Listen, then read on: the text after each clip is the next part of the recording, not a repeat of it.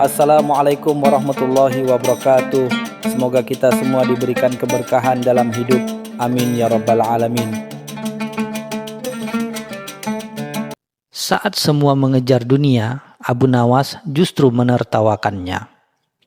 Suatu pagi yang cerah di Baghdad, matahari baru saja menyapa menara-menara masjid dan riuh redah pasar yang sudah menggeliat. Pedagang berteriak menjajalkan dagangannya. Aroma rempah dan parfum mewah bercampur di udara. Dan koin-koin bergemicik tak henti-hentinya berpindah tangan. Semua orang tampak sibuk. Mata mereka berbinar-binar memandang tumpukan dirham dan dinar. Seolah kebahagiaan sejati hanya bisa diukur dari seberapa penuh kantung mereka. Di antara hiruk-pikuk itu, terlihatlah Abu Nawas. Ia tidak seperti yang lain. Dengan jubah yang sedikit usang dan senyum tipis di bibirnya, ia justru duduk santai di pinggir jalan, memperhatikan orang-orang dengan pandangan geli. Sesekali ia akan mengangkat alisnya, atau menahan tawa kecil yang hampir meledak dari dadanya, seolah menyaksikan sebuah pertunjukan sandiwara yang sangat lucu. Tak jauh dari tempat Abu Nawas duduk, seorang pedagang unta kaya raya tengah berdebat sengit dengan seorang saudagar permata. Keduanya sama-sama berusaha menipu yang lain, saling merendahkan kualitas dagangan lawan dan menyanjung harta benda mereka sendiri dengan suara yang tinggi. Wajah mereka memerah, urat leher menonjol, seolah-olah harga diri mereka ditentukan oleh siapa yang berhasil meraih keuntungan terbesar dalam transaksi itu. Abu Nawas menggelengkan kepala. Ia mengeluarkan sepotong roti kering dari kantungnya, menggigitnya perlahan dan mengunyahnya dengan santai.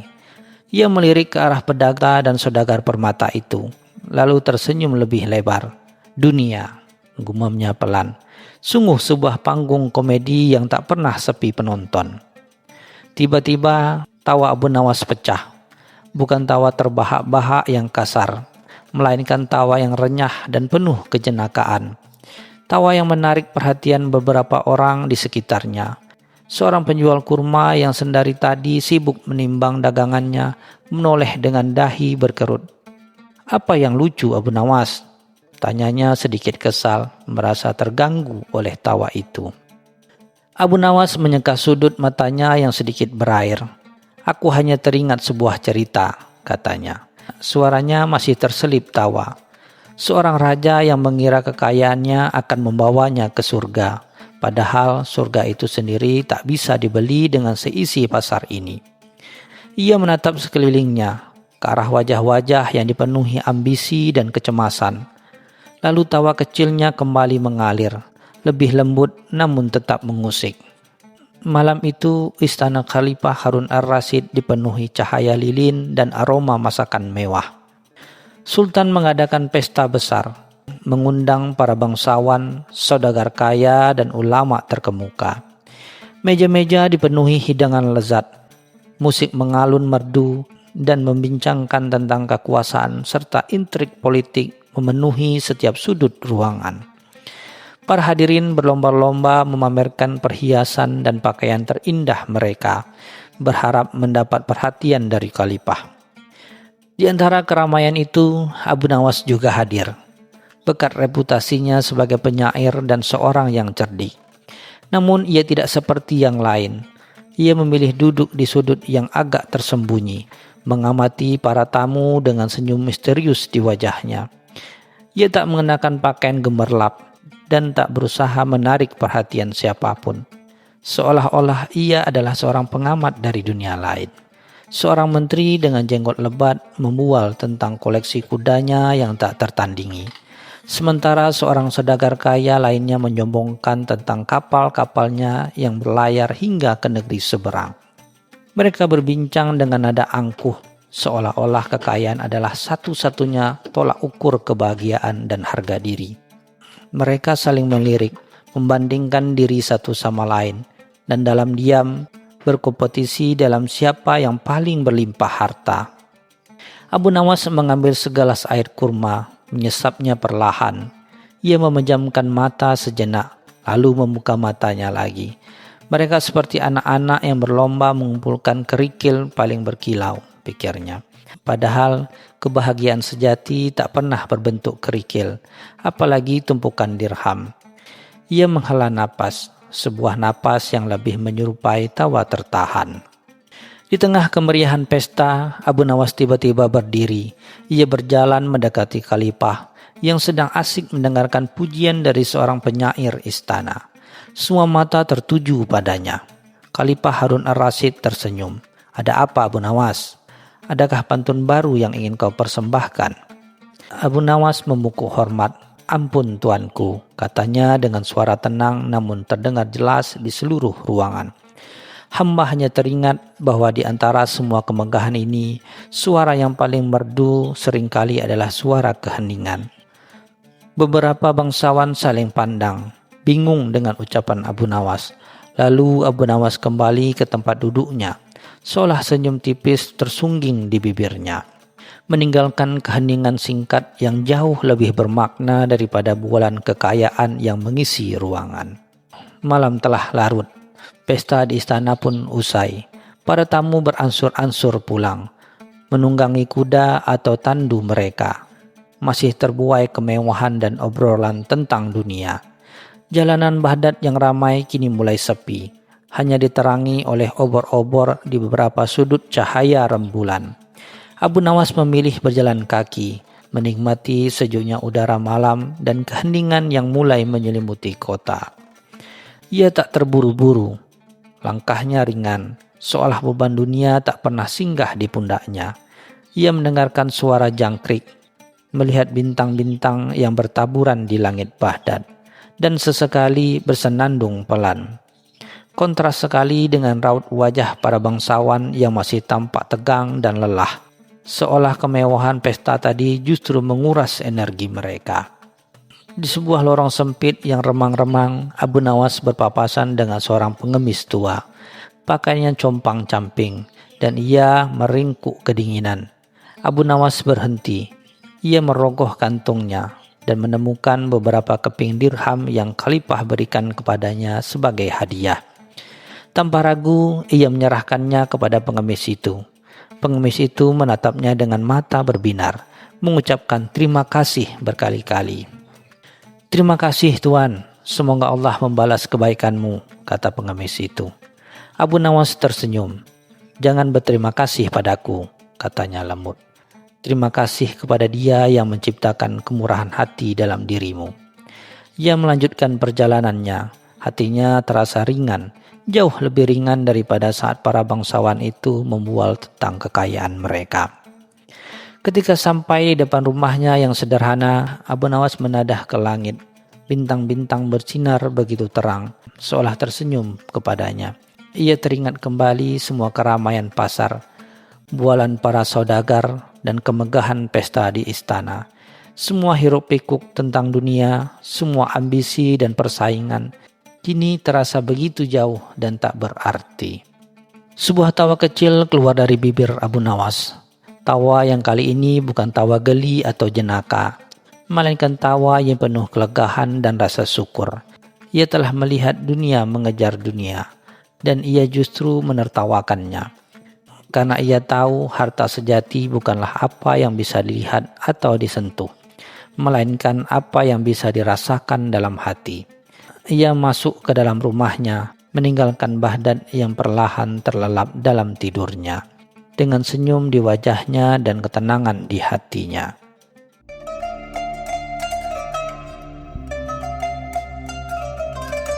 Cerita selanjutnya.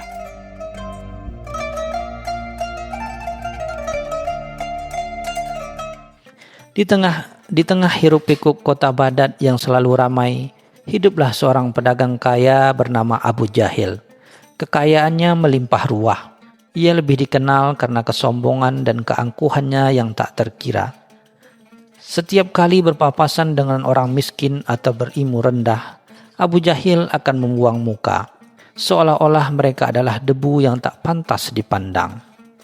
Ucapannya selalu dipenuhi dengan pujian diri dan cemoohan terhadap orang lain. Ia gemar memamerkan harta bendanya, mulai dari jubah sutra terbaik hingga kuda-kuda pilihan yang dihias mewah. Tak jarang ia sengaja melintas di pasar hanya untuk melihat orang-orang berdecak kagum dan iri pada kemewahannya. Fenomena Abu Jahil ini tentu saja tidak luput dari perhatian Abu Nawas, si cerdik pandai yang selalu punya akal. Hatinya tergelitik melihat tingkah pola Abu Jahil yang semakin menjadi-jadi. Sudah saatnya kesombongan ini diberi pelajaran, gumam Abu Nawas pada suatu sore, sambil menyeruput secangkir kopi kurma. Sebuah ide berlian terlintas di benaknya. Sebuah rencana yang akan menguji kesombongan Abu Jahil dengan cara yang paling tidak terduga. Bukan dengan debat atau adu kecerdasan, melainkan dengan sebuah undangan yang kelihatannya sederhana namun penuh makna tersembunyi. Keesokan harinya tersebarlah kabar bahwa Abu Nawas akan mengadakan sebuah pesta agung di kediamannya. Para tetangga dan kenalan saling berbisik, bertanya-tanya. Abu Nawas dikenal sebagai orang yang sederhana. Jarang sekali ia mengadakan perhelatan besar, namun undangan yang sampai ke tangan Abu Jahil adalah yang paling istimewa. Undangannya itu terbuat dari kertas terbaik, bertulisan kaligrafi indah, dan berhiasan benang emas. Isinya singkat namun padat. Dengan segala hormat, Tuan Abu Jahil, kami mengundang Anda untuk hadir dalam perhelatan akbar di kediaman kami malam Jumat ini. Sebuah jamuan istimewa menanti kehadiran Anda. Tidak ada keterangan lebih lanjut tentang jenis jamuan atau acara apa yang akan disajikan, yang semakin membuat Abu Jahil penasaran. Menerima undangan dari Abu Nawas, Abu Jahil merasa sedikit aneh sekaligus bangga. Mengapa Abu Nawas yang ia anggap rendah tiba-tiba mengundangnya ke pesta yang katanya agung? Apakah itu semacam pengakuan akan statusnya? Ia membayangkan sebuah jamuan mewah dengan hidangan berlimpah ruah, musik, dan tarian. Untuk acara sepenting itu, Abu Jahil memutuskan untuk tampil semaksimal mungkin. Ia mengenakan jubah sutra Persia termahalnya, menyemprotkan wewangian oud terbaik, dan memoles perhiasan emas hingga berkilau. Di dalam benaknya, ia sudah membayangkan pujian dan kekaguman dari para tamu lain yang akan melihat kemegahannya. Malam Jumat tiba. Dengan langkah gagah, Abu Jahil tiba di kediaman Abu Nawas. Dari luar rumah, Abu Nawas tampak bersahaja seperti biasa. Tidak ada tanda-tanda kemewahan yang ia bayangkan. Namun di dalam, ia disambut dengan penerangan yang remang-remang, memberikan kesan misterius namun tetap hangat. Para tamu sudah berkumpul. Kebanyakan adalah para cendekiawan dan orang-orang soleh yang sering berdiskusi dengan Abu Nawas. Tidak ada hidangan yang terhidang di meja, apalagi panggung hiburan. Hanya ada tikar-tikar bersih yang terhampar dan cangkir-cangkir kosong di hadapan setiap tamu. Abu Jahil mulai merasa aneh, namun ia tetap mencoba bersikap tenang. Abu Nawas menyambut Abu Jahil dengan senyum ramah. "Selamat datang Tuan Abu Jahil. Kami sungguh bahagia atas kehadiran Anda di perhelatan sederhana kami," katanya sambil mempersilakan Abu Jahil duduk di tempat terbaik. Abu Jahil menyeringgitkan dahi. Perhelatan sederhana? Ia melihat sekeliling, mencari-cari nampan berisi makanan atau pelayanan yang membawa minum, namun nihil. Setelah semua tamu duduk dengan tenang, Abu Nawas mulai berbicara. "Saudara-saudaraku sekalian, malam ini kita akan menikmati jamuan yang paling mulia, jamuan akal dan hati. Kita akan berbagi kisah, bertukar pikiran, dan merenungkan hikmah kehidupan." Para tamu lain tampak mengangguk setuju, menikmati setiap kata yang keluar dari lisan Abu Nawas. Abu Jahil di sisi lain mulai gelisah. Perutnya bergemuruh, namun yang ada hanyalah kata-kata. Jamuan kata-kata berlangsung selama beberapa waktu. Para cendekiawan saling beradu argumen dengan santun, berbagai syair dan anekdot lucu. Suasana penuh dengan tawa dan diskusi yang mendalam. Namun Abu Jahil tidak dapat menikmati sedikit pun. Perutnya semakin keroncongan dan pikirannya dipenuhi kekesalan. Ia merasa dipermalukan, diundang ke sebuah pesta agung hanya untuk disuguhi obrolan tanpa sepotong pun makanan. Kesombongannya pun terpukul. Ia mengamati orang-orang di sekitarnya yang tampak begitu menikmati kebersamaan itu, seolah-olah mereka baru saja menikmati hidangan paling lezat di dunia. Di tengah-tengah diskusi yang hangat, Abu Nawas tiba-tiba menoleh pada Abu Jahil. "Tuan Abu Jahil," katanya dengan suara tenang, "bagaimana menurut Anda tentang jamuan kita malam ini? Apakah Anda merasa cukup terpuaskan?" Pertanyaan itu membuat Abu Jahil terkejut. Ia ingin sekali meluapkan kekesalannya, namun gengsi menahannya. Dengan wajah masam ia menjawab, ini adalah jamuan yang sangat tidak biasa." Ia memilih kata-katanya dengan hati-hati, berusaha menyembunyikan rasa lapar dan kekecewaannya yang mendalam. Abu Nawas tersenyum kecil. "Benar Tuan Abu Jahil, ini memang tidak biasa. Di dunia ini ada dua jenis kelaparan.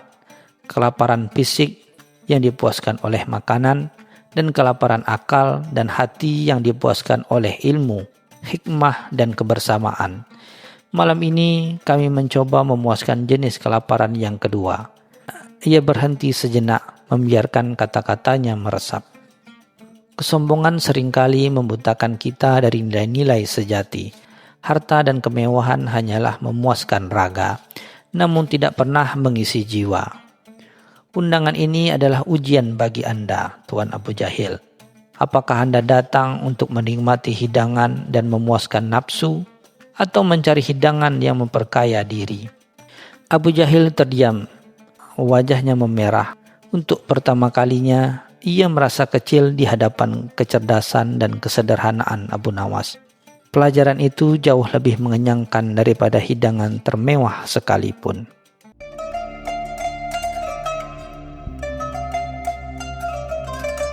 Cerita selanjutnya.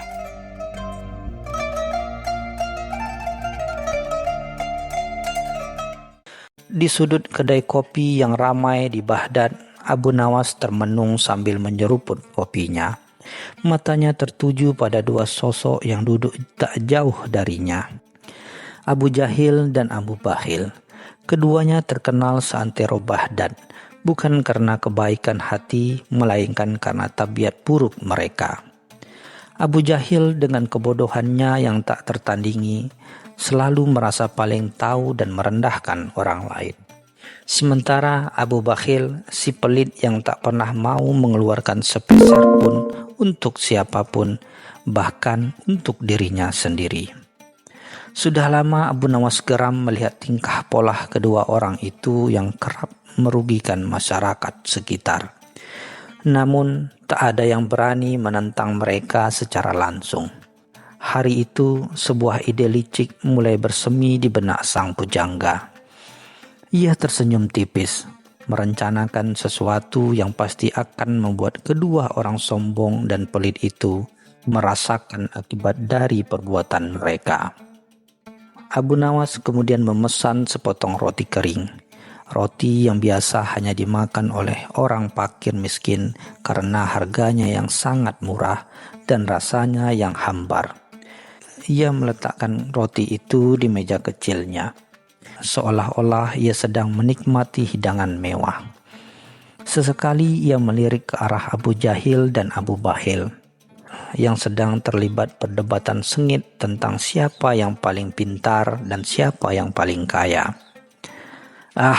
Betapa lezatnya roti ini, gumam Abu Nawas cukup keras sehingga terdengar oleh kedua orang itu. Ia sengaja mengunyah dengan suara keras, seolah-olah setiap gigitannya adalah sebuah kenikmatan surgawi. Abu Jahil dan Abu Bakhil yang mendengar celotehan Abu Nawas menoleh dengan pandangan meremehkan. Mereka merasa jijik melihat Abu Nawas yang menurut mereka hanya seorang pengangguran tak berguna. Setelah beberapa saat, Abu Nawas bangkit dari tempat duduknya dan menghampiri meja Abu Jahil dan Abu Bakhil. Dengan senyum ramah yang dibuat-buat, ia menyapa mereka. "Wahai tuan-tuan yang mulia, saya dengar kalian sedang berdiskusi serius. Bolehkah saya bergabung?" Abu Jahil dan Abu Bakhil saling pandang, sedikit terkejut dengan keberanian Abu Nawas. Biasanya orang-orang akan menjauhi mereka. "Untuk apa? Apa urusanmu?" tanya Abu Jahil dengan nada meremehkan. "Tidak ada, hanya ingin berbagi cerita dan mungkin berbagi kebahagiaan dengan sepotong roti yang luar biasa ini," jawab Abu Nawas sambil menunjuk roti keringnya dengan bangga. Abu Bakhil langsung mencurigai tawaran tersebut. Takut Abu Nawas akan meminta imbalan. Namun rasa penasaran Abu Jahil menguasai dirinya. Abu Nawas kembali ke mejanya, diikuti oleh tatapan heran Abu Jahil dan Abu Bakhil. "Saya tahu ini mungkin terdengar aneh, tapi saya ingin mengajak kalian bertaruh," kata Abu Nawas sambil menunjuk roti keringnya. "Siapa di antara kalian yang bisa membuat saya menangis hanya dengan melihat roti ini, akan saya beri seluruh kekayaan yang saya miliki." Abu Jahil dan Abu Bakhil saling bertatapan. Mata mereka berbinar. Mereka tahu Abu Nawas tidak memiliki kekayaan, tetapi mereka melihat ini sebagai kesempatan untuk mempermalukan dan menertawakan Abu Nawas. Mereka membayangkan betapa lucunya melihat Abu Nawas menyerahkan apa yang disebut seluruh kekayaan yang pastilah tidak seberapa. Abu Jahil yang merasa paling pandai maju pertama. Ia mulai mengolok-olok roti kering itu, menyebutnya sampah, tidak layak dimakan, dan bahkan menuduh Abu Nawas telah membuang-buang uang untuk membeli sesuatu yang tidak berguna. Ia berharap kata-kata kasar akan menyentuh hati Abu Nawas dan membuatnya sedih. Namun Abu Nawas hanya tersenyum simpul, tidak menunjukkan tanda-tanda kesedihan sedikit pun. "Apakah itu saja? Aku kira kau lebih kreatif, Abu Jahil," ejek Abu Nawas. Abu Jahil merasa malu dan kesal. Kini giliran Abu Bakhil. Ia mencoba pendekatan lain. Ia mulai mengeluh tentang betapa mahalnya harga makanan di pasar, betapa sulitnya mencari nafkah, dan betapa borosnya orang-orang yang membeli roti kering. Ia bahkan mengklaim bahwa roti itu seharusnya diberikan kepada orang miskin daripada dimakan oleh Abu Nawas. Ia berpikir bahwa penderitaan dan keluhan akan membuat Abu Nawas menangis. Tapi sekali lagi Abu Nawas hanya tersenyum. "Kalian berdua gagal," katanya dengan tenang. "Sekarang giliranku. Kalian yang akan menangis hanya karena melihat roti ini. Jika kalian tak bisa, maka kalian harus melakukan apapun yang kuperintahkan." Abu Jahil dan Abu Bakhil tertawa terbahak-bahak, menganggap itu lelucon. Mereka yakin tidak akan ada yang bisa membuat mereka menangis hanya karena sepotong roti. "Baiklah, aku setuju," kata Abu Jahil dengan sombong. "Aku juga," sahut Abu Bakhil. Yakin tak ada kerugian baginya. Mereka tidak tahu bahwa mereka telah masuk ke dalam perangkap yang dibuat oleh Abu Nawas. Abu Nawas mengambil sepotong roti kering itu, memegangnya dengan hati-hati. Ia lalu menatap Abu Jahil dan Abu Bakhil dengan pandangan serius. "Wahai tuan-tuan, pernahkah kalian merasakan kelaparan yang begitu hebat hingga sepotong roti kering ini terasa seperti harta karun yang paling berharga?" Tanyanya dengan suara pelan namun penuh makna. Abu Jahil dan Abu Bakhil terdiam. Mereka yang selama ini hidup dalam kemewahan dan tidak pernah kekurangan, mendadak merasa terdesak oleh pertanyaan itu. Mereka mencoba mengingat, namun tidak ada satupun pengalaman kelaparan yang pernah mereka alami. Bahkan mereka tidak pernah peduli dengan kelaparan orang lain. "Bayangkan," lanjut Abu Nawas, "seorang ibu miskin yang seharian bekerja keras namun tak punya apa-apa untuk memberi makan anak-anaknya yang kelaparan. Bayangkan air mata anak-anak yang menahan lapar dan betapa berharganya sepotong roti kering ini bagi mereka." Abu Nawas melanjutkan ceritanya. Ia berbicara tentang penderitaan orang-orang miskin di Baghdad, tentang anak-anak yatim piatu yang mencari makanan di tempat sampah, dan tentang para janda yang tidak memiliki apa-apa selain harapan. Abu Jahil dan Abu Bahil mulai merasa tidak nyaman. Kata-kata Abu Nawas menembus pertahanan kesombongan dan kekikiran mereka. Mereka tidak bisa membantah kenyataan pahit yang disampaikan Abu Nawas. Karena penderitaan itu memang nyata di sekitar mereka. Hanya saja selama ini mereka memilih untuk tutup mata. Tiba-tiba air mata mulai mengalir di pipi Abu Jahil. Ia teringat betapa seringnya ia membuang makanan. Betapa seringnya ia meremehkan orang miskin. Abu Bahil pun tak bisa menahan diri. Ia mulai terisak, teringat betapa pelitnya ia selama ini. Betapa seringnya ia menolak untuk membantu sesama, padahal ia memiliki harta berlimpah. Mereka menangis, bukan karena roti itu sendiri, melainkan karena rasa bersalah dan penyesalan yang mendalam atas perbuatan mereka. Abu Nawas tersenyum puas. Kalian telah menangis, katanya lembut. Janji adalah janji.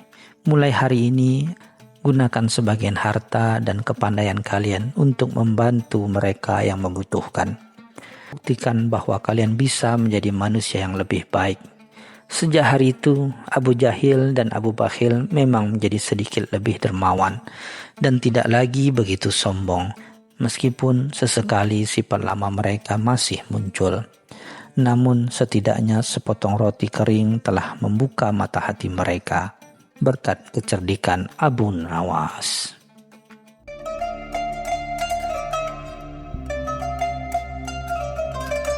Cerita selanjutnya.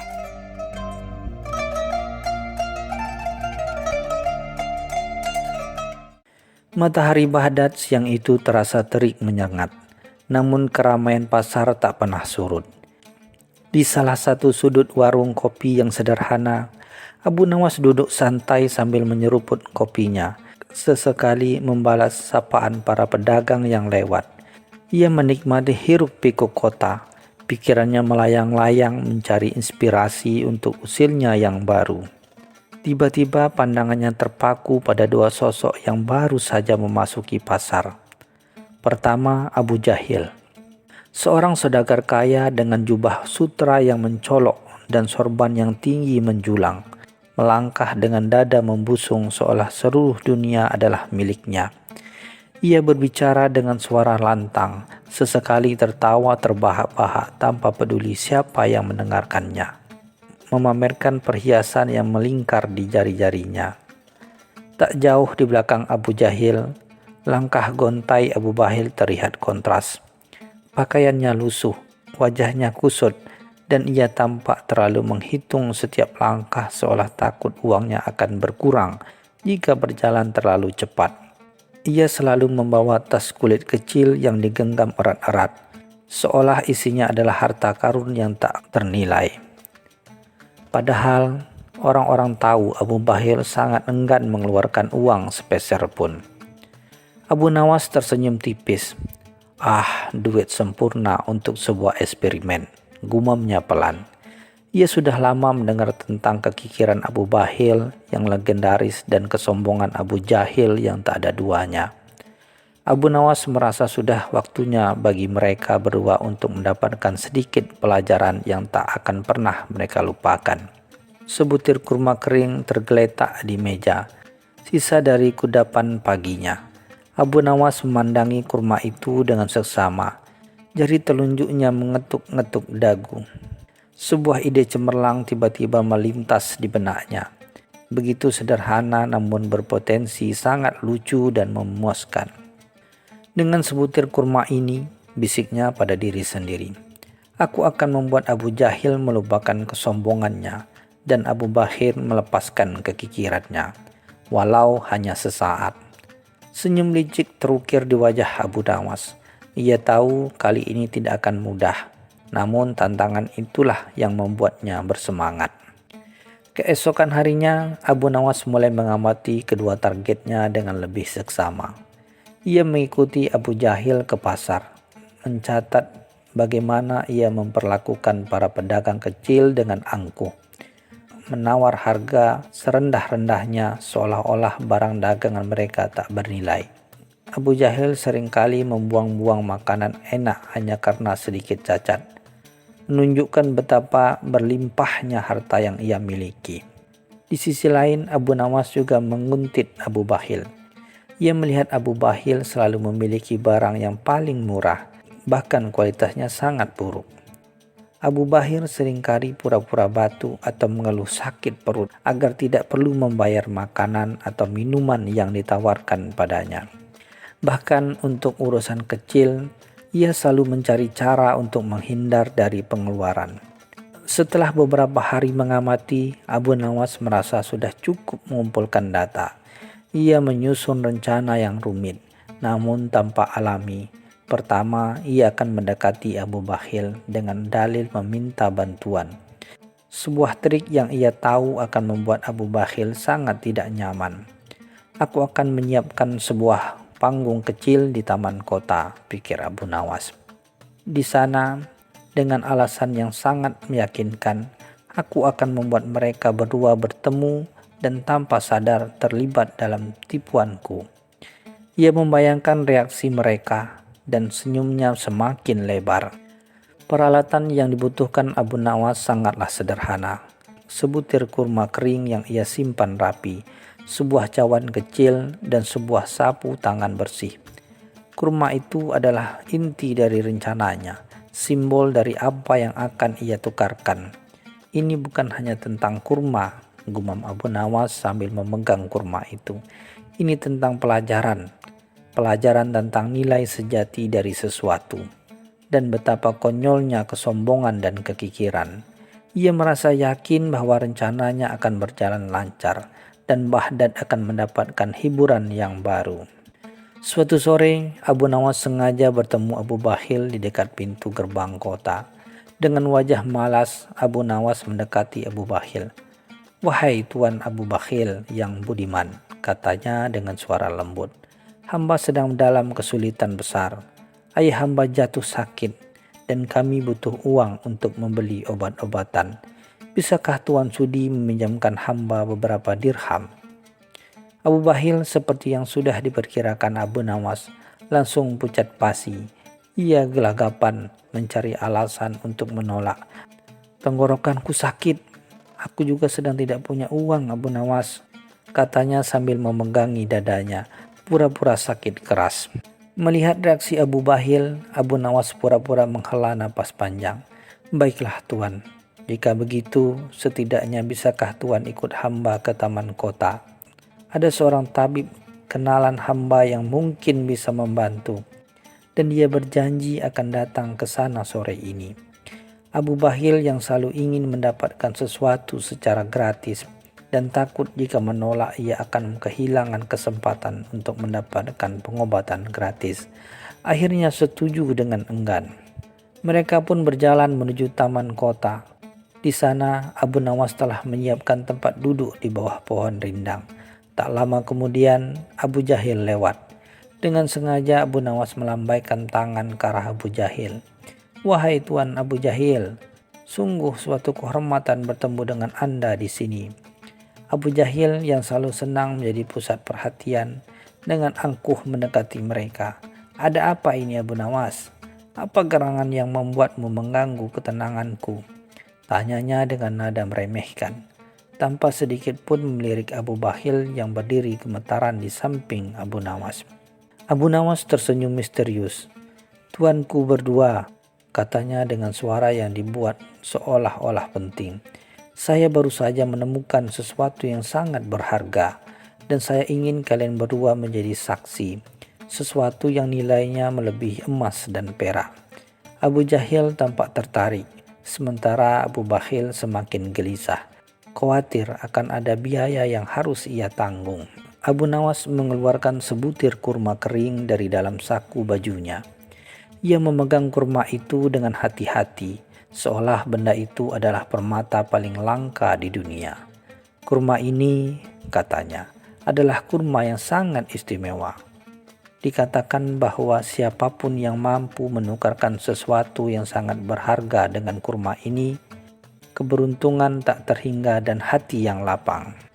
Abu Jahil tertawa terbahak-bahak. "Hahaha, Apa-apaan ini Abu Nawas? Sebutir kurma kering, omong kosong semacam apa ini? Abu Bakhil di sisi lain matanya langsung berbinar. Apa itu benar Abu Nawas? Kurma itu bisa membuat hati lapang? Berapa harganya? Aku tidak punya uang. Abu Nawas menatap Abu Jahil dengan serius. Wahai Tuan Abu Jahil, bersediakah Tuan menukar kesombongan Tuan dengan kurma ini? Lepaskanlah sejenak sikap angkuh Tuan dan rasakan nikmatnya kerendahan hati. Abu Jahil terdiam, terkejut dengan tawaran itu. Ia ingin menolak, namun rasa penasaran dan harga dirinya sebagai orang kaya yang selalu punya segalanya membuatnya berpikir dua kali. Kemudian Abu Nawas menoleh ke Abu Bakhil.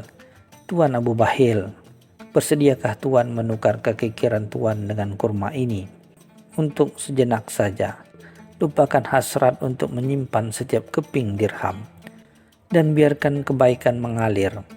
Abu Bakhil melongo, menukar kekikiran. Ini adalah hal yang paling sulit baginya. Jika kalian berdua bersedia melakukan itu, lanjut Abu Nawas, maka kurma ini akan menjadi milik kalian. Kalian bisa memakannya bersama dan rasakanlah sendiri keajaibannya. Jika kalian berdua bersedia melakukan itu, lanjut Abu Nawas, maka kurma ini akan menjadi milik kalian. Kalian bisa memakannya bersama dan merasakan sendiri keajaibannya. Abu Jahil merasa tertantang. Ia tidak ingin terlihat lemah di depan Abu Bakhil. Sementara Abu Bakhil, walaupun keberatan, ia sangat tertarik dengan janji hati yang lapang dan keberuntungan tak terhingga yang disebut oleh Abu Nawas. Sesaat keheningan menyelimuti taman. Angin berdesis pelan, seolah menunggu keputusan kedua saudagar itu. Abu Nawas menatap mereka bergantian. Senyum tipis masih terukir di bibirnya. Ia tahu saat-saat paling lucu akan segera tiba. Abu Jahil yang terbiasa memerintah dan tidak pernah direndahkan, tiba-tiba merasa kikuk. Ia mencoba tersenyum, sebuah tindakan yang jarang ia lakukan dengan tulus. Baiklah Abu Nawas, katanya dengan suara yang sedikit lebih rendah dari biasanya. Untukmu, aku akan mencoba. Apa yang harus kulakukan? Ia merasa sedikit canggung, seolah melepaskan beban yang selama ini ia pikul. Abu Bakhil di sisi lain menelan ludah, menukar kekikiran. Ia ragu-ragu, tangannya gemetar. Bagaimana caranya Abu Nawas? Apa aku harus membagikan semua uangku? Abu Nawas menggeleng. Tidak Tuan Abu Bakhil. Cukup dengan berbagi senyum tulus dan satu patah kata kebaikan kepada orang yang membutuhkan hari ini. Dan yang paling penting, makanlah kurma ini tanpa berpikir tentang nilainya. Abu Nawas menyerahkan kurma itu kepada mereka. Sekarang makanlah bersama dan rasakanlah sendiri perubahannya. Abu Jahil mengambil separuh kurma dengan sedikit ragu, sementara Abu Bakhil mengambil separuh sisanya dengan tatapan tak percaya. Mereka berdua makan kurma itu dan sesuatu menakjubkan terjadi. Abu Jahil yang biasanya bermuka masam tiba-tiba tersenyum lebar. Senyum yang tulus, bukan senyum angkuh. Ia merasa beban di pundaknya sedikit berkurang, seolah-olah ia bisa bernapas lebih lega. Sementara itu Abu Bakhil yang selalu tegang tiba-tiba merasakan kehangatan di dadanya. Ia merasa ringan dan untuk pertama kalinya dalam waktu yang lama ia tidak memikirkan uang sepeser pun. Abu Jahil menatap Abu Bakhil dan tanpa sadar ia menawarkan salah satu perhiasan kepada Abu Bakhil. Wahai saudaraku, katanya, perhiasan ini terlihat cocok untukmu. Ambillah. Abu Bakhil terkejut, namun entah mengapa ia tidak menolak. Ia bahkan tersenyum dan mengangguk. Abu Nawas yang menyaksikan semua itu tidak bisa menahan tawanya. Ia tertawa terbahak-bahak, tawa yang lepas dan penuh kemenangan. Abu Jahil dan Abu Bakhil yang masih di dalam pengaruh keajaiban kurma ikut tertawa bersamanya. Entah mengapa merasa senang. Mereka belum menyadari bahwa mereka telah tertipu oleh Abu Nawas. Dengan sebutir kurma kering, Abu Nawas telah menukar kesombongan Abu Jahil dan kekikiran Abu Bahil, setidaknya untuk hari ini. Dan pelajaran itu, walau datang dari sebuah lelucon, akan selalu terukir di hati mereka.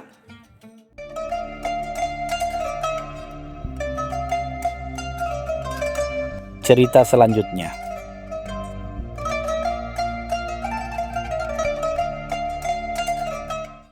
Malam itu, bulan sabit menggantung rendah di atas Baghdad, memancarkan cahaya perak yang termaram di antara menara-menara masjid dan kubah-kubah istana.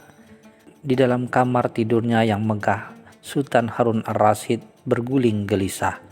Keringat dingin membasahi dahinya, dan napasnya terengah-engah, seolah baru saja berlari maraton dalam mimpinya. Pagi menjelang, dan sang sultan terbangun dengan perasaan yang tidak karuan. Mimpi semalam begitu nyata, begitu membingungkan, sehingga membuat pikirannya kacau balau. Ia teringat serpihan-serpihan aneh, sebuah gunung roti yang runtuh, sungai madu yang mendidih, dan sepasang sendal emas yang berbicara. Para kasim dan pelayan bergegas mendekat, khawatir melihat wajah pucat dan mata merah sang sultan. Mereka bertanya dengan nada cemas, "Ampun tuanku, apa ada yang tidak beres?" Sultan hanya menghela napas panjang, tatapannya kosong, seolah masih terperangkap dalam dunia mimpinya. Ia mencoba menceritakan mimpinya kepada para penasehatnya, tetapi kata-katanya terdengar aneh dan tidak masuk akal. Para penasehat yang terbiasa dengan masalah kenegaraan yang logis hanya bisa mengerutkan dahi, saling berpandangan dengan kebingungan yang jelas terpancar di wajah mereka. Tidak ada satupun di antara mereka yang berani menawarkan tafsir. Mereka tahu betul kemarahan sultan jika tafsir mereka keliru atau dianggap meremehkan. Suasana di ruang pertemuan istana menjadi tegang, diselimuti keheningan yang menyesakkan. Hanya sesekali dipecahkan oleh batuk kecil dari salah seorang wazir. Di tengah kebuntuan itu, salah satu wazir senior dengan suara ragu-ragu akhirnya memberanikan diri. "Ampun tuanku," katanya. "Mungkin ada seseorang yang bisa membantu. Seorang yang terkenal dengan kecerdasan dan pemikirannya yang unik. Abu Nawas." Nama itu melayang di udara, membawa serta reputasi Abu Nawas yang tak terduga. Seorang pujangga, pelawak, dan terkadang pemecah masalah yang tak terduga. Kabar tentang kegelisahan sultan dan mimpinya yang aneh segera menyebar ke seluruh Baghdad, sampai akhirnya tiba di telinga Abu Nawas. Ia sedang menikmati secangkir kopi Arab di warung kopi langganannya, ditemani beberapa teman yang asik mendengarkan kisah-kisah lucunya. Mendengar nama sultan, Abu Nawas hanya tersenyum tipis, seolah sudah menduga apa yang akan terjadi. Tidak lama kemudian, seorang pengawal istana bergegas datang. Napasnya terengah-engah dengan perintah mendadak dari sultan. "Abu Nawas, Anda dipanggil menghadap sultan segera. Beliau membutuhkan bantuan Anda untuk menafsirkan mimpi anehnya." Abu Nawas mengangguk pelan, tanpa menunjukkan ekspresi terkejut sedikit pun. Para teman Abu Nawas saling berpandangan, antara takjub dan sedikit khawatir.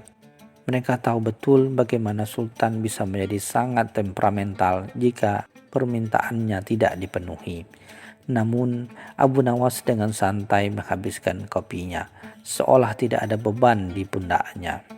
Ia kemudian bangkit, merapikan jubahnya yang sudah usang, dan mengikuti pengawal istana dengan langkah tenang. Sepanjang perjalanan menuju istana, ia tidak banyak berbicara. Hanya sesekali tersenyum pada keramaian pasar yang mereka lewati, seolah sedang merangkai teka-teki dalam benaknya. Setibanya di gerbang istana, Abu Nawas disambut oleh para wazir yang wajahnya masih terlihat muram dan penuh kekhawatiran. Mereka memandangnya dengan campuran harapan dan keraguan.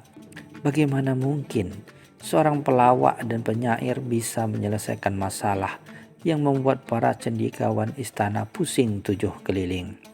Tanpa basa-basi, Abu Nawas dibawa langsung ke hadapan Sultan yang duduk di singgasananya dengan wajah lelah dan gelisah. Sultan menatap Abu Nawas dengan tatapan menyelidik, berharap ada secercah harapan dari pria yang terkenal dengan akal cerdiknya itu. Sultan Harun ar-Rasyid dengan suara berat yang dipenuhi kelelahan mulai menceritakan mimpinya kepada Abu Nawas. "Dengarkan Abu Nawas," katanya, "mimpiku sungguh aneh. Aku melihat sebuah gunung roti yang besar, namun tiba-tiba runtuh dan semua orang berebut mengambilnya, tetapi tidak ada satupun yang kenyang." Abu Nawas mendengarkan dengan seksama, sesekali mengangguk-ngangguk. Sultan melanjutkan, "Kemudian ada sungai madu yang jernih, tiba-tiba mendidih dan mengeluarkan asap tebal. Semua hewan kehausan, tapi tak ada yang bisa meminumnya. Para wazir yang berada di ruangan itu saling berpandangan. Beberapa di antara mereka hampir tertawa dengan keanehan mimpi Sultan, namun segera menahannya. Dan yang paling aneh," kata Sultan, matanya memelalak, "adalah sepasang sandal emas yang mengambang di udara, dan tiba-tiba sandal itu berbicara. Mereka saling berdebat tentang siapa yang lebih berhak dihormati." Sultan mengakhiri ceritanya dengan helahan napas panjang, menatap Abu Nawas dengan tatapan penuh harap. Suasana hening. Para wazir menahan napas, menunggu reaksi Abu Nawas. Mereka membayangkan Abu Nawas akan mengerutkan dahi, menggaruk kepala, atau bahkan tertawa terbahak-bahak. Namun Abu Nawas hanya diam, pandangannya lurus ke depan, seolah sedang melihat sesuatu yang tak terlihat oleh orang lain. Setelah beberapa saat hening, Abu Nawas tiba-tiba tersenyum tipis. Sultan dan para wazir merasa sedikit lega, tetapi sekaligus penasaran. "Ampun tuanku," kata Abu Nawas dengan suara tenang. "Mimpi Anda memang luar biasa dan penuh makna. Izinkan hamba berpikir sejenak." Ia kemudian meminta waktu untuk menyendiri, berjanji akan kembali dengan tafsiran yang tepat. Sultan setuju memberikan waktu hingga esok pagi. Abu Nawas kemudian meninggalkan istana, kembali ke rumahnya dengan senyum misterius di bibirnya, meninggalkan para wazir yang masih teruyung-uyung oleh kebingungan dan rasa ingin tahu yang membara. Malam itu Abu Nawas tidak tidur. Ia duduk di kamarnya yang sederhana, ditemani sebuah lampu minyak yang berkedip-kedip. Otaknya bekerja keras memutar setiap detail mimpi Sultan. Ia tidak mencari tafsiran dalam buku-buku lama atau ramalan bintang. Ia mencari jawabannya dalam pengamatannya terhadap kehidupan sehari-hari, terhadap sifat manusia, dan terhadap kondisi Baghdad. Ia memikirkan gunung roti yang runtuh. Apakah itu simbol kelaparan di tengah kelimpahan? Sungai madu yang mendidih. Apakah itu tentang kekayaan yang tidak bisa dinikmati? Sendal emas yang berbicara. Apakah ini tentang kesombongan dan perdebatan tak berarti? Satu persatu, ia mulai menyatukan kepingan-kepingan teka-teki itu. Menjelang subuh, sebuah ide cemerlang melintas di benak Abu Nawas. Ia tersenyum puas, seolah baru saja menemukan harta karun. Ia telah menemukan benang merah yang menghubungkan semua elemen aneh dalam mimpi Sultan. Ini bukan tentang sihir atau tahayul, melainkan tentang realitas yang seringkali tersembunyi di balik kemegahan istana. Dengan keyakinan penuh, Abu Nawas menyiapkan diri untuk menghadap Sultan.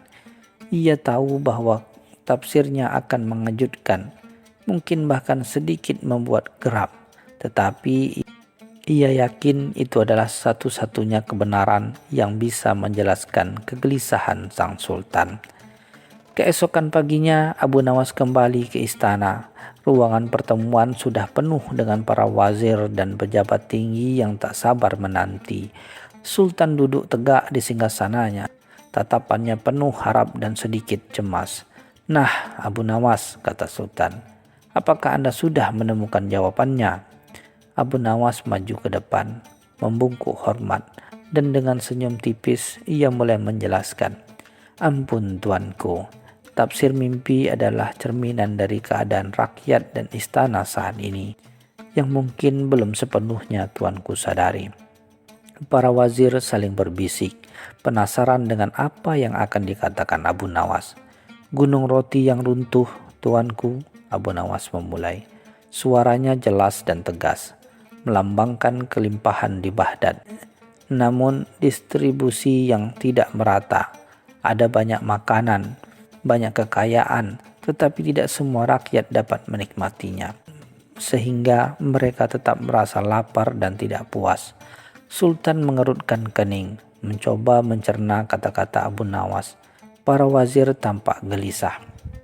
Sungai madu yang mendidih, tuanku, lanjut Abu Nawas, melambangkan keberkahan dan sumber daya negeri ini yang sangat melimpah. Tetapi penggunaannya tidak bijaksana. Kekayaan itu tidak dimanfaatkan untuk kesejahteraan bersama, melainkan hanya untuk kepentingan sekelompok kecil, sehingga mendidih dan tidak dapat dinikmati oleh siapapun. Kemudian Abu Nawas beralih ke bagian paling aneh dari mimpi Sultan, dan sepasang sandal emas yang berbicara dan berdebat. Tuanku, katanya, nada suaranya sedikit geli. Itu adalah cerminan dari para pejabat dan penasihat tuanku di istana ini. Mereka sibuk dengan merebutkan kekuasaan, mencari makan, dan memperdebatkan hal-hal sepele, padahal rakyat membutuhkan perhatian dan tindakan nyata. Sultan Harun ar-Rasyid terdiam. Wajahnya yang semula gelisah kini menunjukkan campuran antara terkejut dan tercerahkan. Para wazir menundukkan kepala. Beberapa di antara mereka terlihat sangat tidak nyaman. Mereka merasa tersindir langsung oleh tafsir Abu Nawas yang tajam. Setelah beberapa saat hening, Sultan perlahan mengangguk. Abu Nawas, katanya, suaranya lebih lembut. Anda telah membuka mata saya. Saya tidak menyangka mimpi yang begitu aneh bisa memiliki makna yang sedalam ini. Sultan tersenyum. Anda memang cerdik. Anda tidak hanya menafsirkan mimpi, tetapi juga menunjukkan kelemahan dalam pemerintahan saya. Sultan kemudian memerintahkan para wazir untuk segera memperbaiki sistem distribusi kekayaan dan menghentikan segala bentuk perselisihan di antara mereka. Ia memberikan hadiah besar kepada Abu Nawas, tetapi yang lebih berharga adalah pengakuan dan rasa hormat yang baru. Sejak hari itu, Sultan lebih sering meminta pandangan Abu Nawas, tidak hanya dalam masalah-masalah kecil, tetapi juga dalam urusan kenegaraan, karena ia tahu bahwa Abu Nawas selalu memiliki cara untuk melihat kebenaran.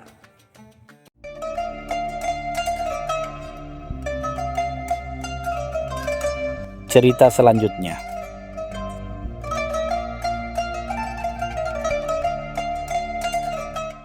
Pasar Suk Al-Ghazal di Baghdad selalu riuh redah dengan hiruk-pikuk perdagangan. Aroma rempah-rempah bercampur dengan wangi roti baru dipanggang, menciptakan simfoni bau yang khas.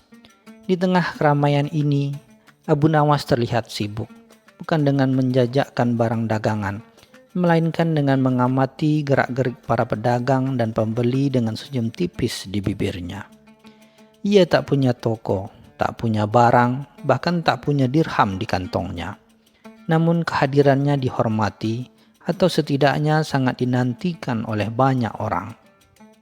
Pagi itu, seorang saudagar kain dari Persia yang terkenal pelit dan licik sedang mengeluh keras tentang mahalnya harga sewa lapak kepada para pedagang lain. Ia memiliki tumpukan kain sutra yang indah, namun enggan menurunkan harga sedikit pun. Abu Nawas mendekat, pura-pura tertarik pada kain-kain tersebut. Dan dalam sekejap ia sudah menarik perhatian si saudagar dengan celetukan-celetukan lucunya yang cerdas, membuat beberapa pedagang lain tersenyum geli. Abu Nawas lantas berkata, "Wahai saudagar yang mulia, Kain-kainmu ini sangat menawan, kilauannya memikat mata, seolah ditenun dari cahaya bulan. Namun izinkan hamba bertanya, apakah kilauan ini akan tetap ada setelah dicuci 100 kali? Ataukah ia hanya tipuan pandangan sesaat? Pertanyaan itu sontak membuat saudagar terdiam.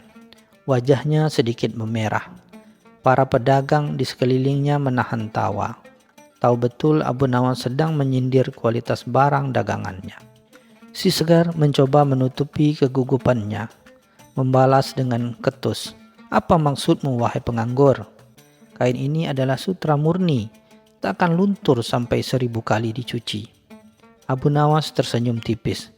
Jika demikian, izinkan hamba meminjam sehelai kainmu. Hamba akan mencucinya 100 kali di sumur umum. Dan jika kilauannya tetap sama, hamba akan bersaksi di hadapan semua orang bahwa kain ini adalah sutra terbaik di Baghdad. Jika tidak, kau harus mentraktir semua pedagang di pasar ini makan malam. Si saudagar merasa tertantang dan yakin dengan barangnya.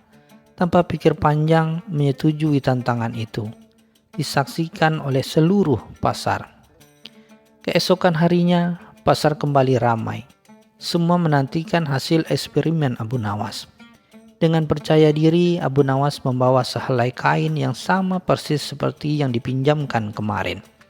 Namun kali ini kain itu tampak kusam dan pudar warnanya. Ia memegangnya tinggi-tinggi di hadapan semua orang, termasuk si saudagar kain yang wajahnya langsung pucat pasi. Lihatlah wahai saudagar, kata Abu Nawas dengan suara lantang. Kainmu yang katanya ditenun dari cahaya bulan, kini tampaknya seperti kain lap lusuh. Kau berbohong kepada kami. Si saudagar mencoba membela diri, namun tak ada yang percaya padanya. Abu Nawas kemudian tertawa kecil. Sebenarnya kain yang kusam ini bukanlah kainmu. Aku hanya menunjukkan betapa mudahnya penipuan terungkap. Kainmu yang asli yang telah dicuci 50 kali masih tetap berkilau indah. Ia kemudian mengeluarkan kain yang sebenarnya, yang memang masih tampak cemerlang. Semua orang terkejut, namun kemudian tertawa lepas. Si saudagar meski merasa dipermalukan, merasa lega dan terpaksa menepati janjinya mentraktir makan malam. Sejak hari itu, reputasi Abu Nawas sebagai orang jujur dan cerdik semakin menyebar di pasar. Dan para pedagang, bahkan yang paling pelit sekalipun, akan berpikir 2 kali sebelum mencoba menipu di hadapannya. Kabar kecerdikan Abu Nawas bukan hanya sampai ke telinga para pedagang, tetapi juga terdengar hingga ke istana Khalifah Harun ar-Rasyid. Suatu hari, seorang hakim di Baghdad yang terkenal adil, namun terkadang terlalu terpaku pada aturan hukum, sedang dihadapkan pada perkara yang membingungkan. 2 orang warga desa, seorang petani miskin dan seorang saudagar kaya berebut kepemilikan seekor keledai. Petani bersumpah keledai itu miliknya, sedangkan saudagar kaya bersikeras keledai itu adalah miliknya yang hilang. Hakim telah mencoba berbagai cara untuk memutuskan siapa pemilik sah keledai tersebut. Namun tidak berhasil. Kedua belah pihak memiliki argumen yang meyakinkan, dan keledai itu sendiri tidak bisa berbicara. Dalam keputusan, sang hakim teringat akan Abu Nawas. Ia mengirim utusan untuk memanggilnya ke pengadilan, berharap kecerdikan Abu Nawas dapat memecahkan kebuntuan ini. Ketika Abu Nawas tiba di pengadilan, ia disambut dengan hormat oleh sang hakim. Setelah mendengarkan kronologi perkara, Abu Nawas mendekati keledai itu. Ia tidak memeriksa giginya dan tidak pula memeriksa kakinya, melainkan hanya menatap mata keledai itu sejenak, lalu tersenyum misterius. Ia kemudian meminta sang hakim untuk memerintahkan kedua pihak, petani dan saudagar, berdiri di sisi yang berlawanan dari keledai. Lalu Abu Nawas berkata dengan suara lantang, "Wahai keledai yang malang, kini pilihlah tuanmu. Pergilah ke arah orang yang benar-benar menjadi pemilikmu." Semua orang terdiam, terheran-heran dengan perintah aneh itu. Petani dan saudagar saling berpandangan dengan cemas. Keledai itu sendiri setelah beberapa saat kebingungan perlahan-lahan melangkah maju. Dan mengejutkan, ia berjalan langsung menuju ke arah petani miskin. Semua orang di ruangan pengadilan terkejut, termasuk sang hakim. Saudagar kaya sontak berteriak, "Ini tidak adil, keledai itu bodoh, itu hanya kebetulan." Namun Abu Nawas hanya tersenyum. Kebetulan? Mungkin. Tapi tahukah Tuan Hakim, hewan memiliki naluri yang kuat. Seekor keledai yang setiap hari bekerja keras bersama tuannya, mencium keringatnya, mendengar suaranya, dan mengenali tuannya. Saudagar itu mungkin kaya, namun apakah ia pernah mengurus keledai ini dengan tangannya sendiri? Sang hakim merenungkan perkataan Abu Nawas. Akhirnya menyatukan putusan. Keledai ini adalah milik petani. Meskipun putusan itu didasarkan pada naluri keledai yang tidak tertulis dalam hukum, semua orang mengakui keadilannya. Saudagar kaya harus menerima kekalahan dengan malu, sementara petani miskin bersorak gembira. Sejak hari itu, kecerdasan Abu Nawas tidak hanya dihormati di pasar, tetapi juga diakui dalam urusan hukum. Menunjukkan bahwa kebijaksanaan kadangkala datang dari tempat yang tak terduga, bahkan tanpa gelar dan tanpa kekuasaan. Khalifah Harun ar-Rasyid yang sudah sering mendengar kisah-kisah tentang Abu Nawas ingin sekali menguji kecerdikannya secara langsung. Ia berencana mengadakan perjamuan mewah di istana, mengundang para bangsawan, ulama, dan pejabat penting. Namun ia tidak mengundang Abu Nawas. Khalifah ingin melihat apakah Abu Nawas bisa masuk ke istana dan tetap dihormati tanpa undangan resmi, tanpa uang suap, dan tanpa kekuasaan. Malam perjamuan tiba. Istana gemerlap dengan cahaya lilin dan tawa riang para tamu. Di luar gerbang istana, Abu Nawas berdiri dengan pakaian sederhananya, mengamati keramaian. Para penjaga gerbang mengenalnya, namun mereka tahu ia tidak diundang. "Maaf Tuan Abu Nawas," kata salah satu penjaga, "Anda tidak ada dalam daftar tamu." Abu Nawas hanya tersenyum tipis, matanya berbinar penuh ide. Abu Nawas pergi dan kembali lagi dengan membawa sebuah kain karung besar yang kosong.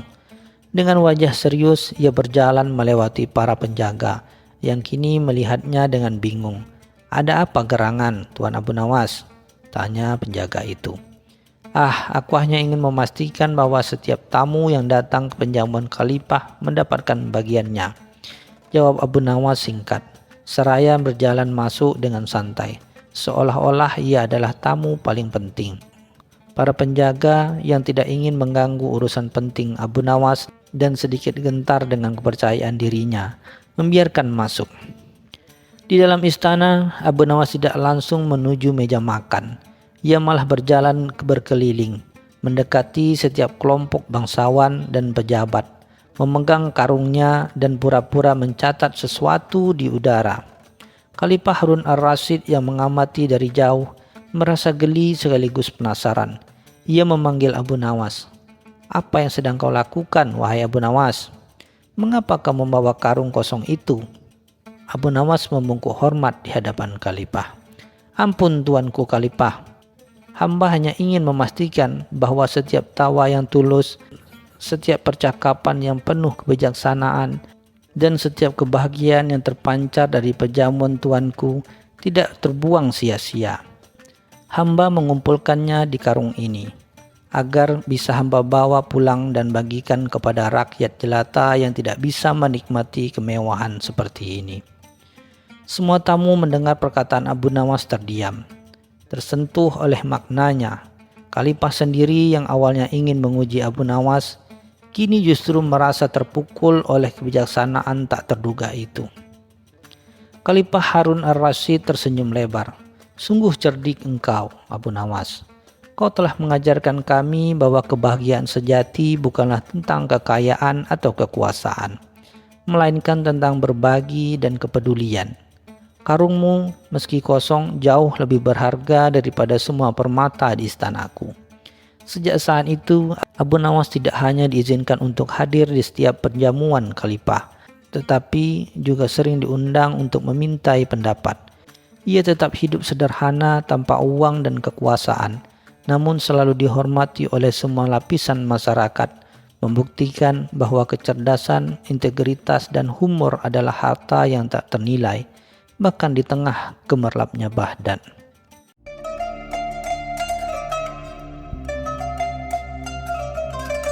Cerita selanjutnya.